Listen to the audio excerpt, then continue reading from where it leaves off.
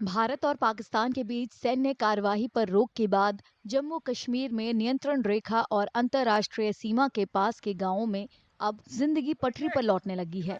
लगातार गोलाबारी की वजह से अपने घरों को छोड़कर सुरक्षित जगहों पर जाने को मजबूर हुए लोग अब वापस लौट रहे हैं। इलाके में फिलहाल शांति नजर आ रही है।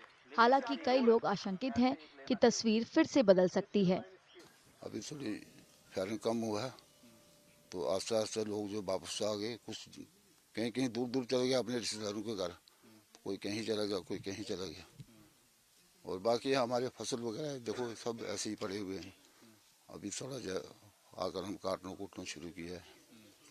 तो बाकी बहुत मुश्किल है यहाँ पर, बॉर्डर के ऊपर बहुत ज़्यादा मुश्किल है। कुछ न कोई सुविधा होनी चाहिए हमारे लिए। तो अभी शांति है?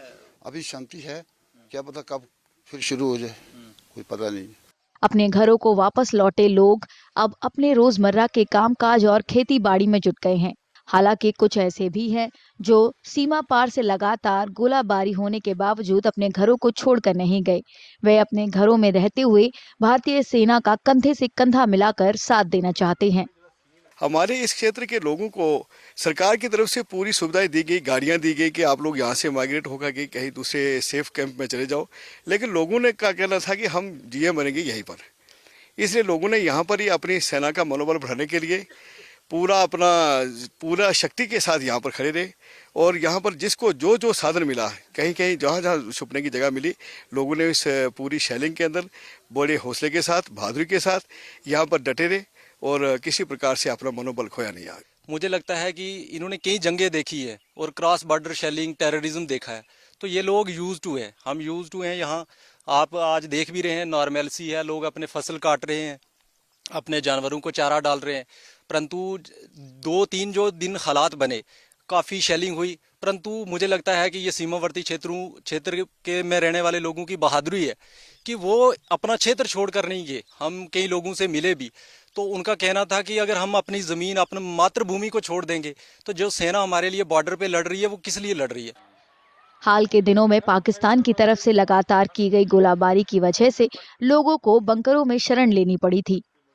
पाकिस्तान की कायराना हरकतों को देखते हुए गांव के सरपंच सरकार से हर परिवार के लिए अलग बंकर बनाने की गुजारिश कर रही हैं ताकि तुरंत सुरक्षा मिल सके।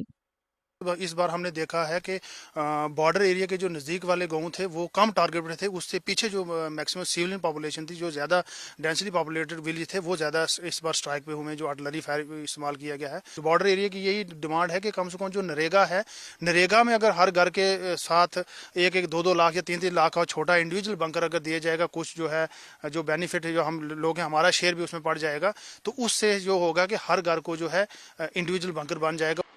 भारत और पाकिस्तान 10 मई को सैन्य कार्रवाई रोकने पर सहमत हो गए थे। ये फैसला 4 दिनों तक चले ड्रोन और मिसाइल हमलों के बाद लिया गया। भारतीय सेनाओं ने पाकिस्तान के हर हमले को नाकाम कर दिया था।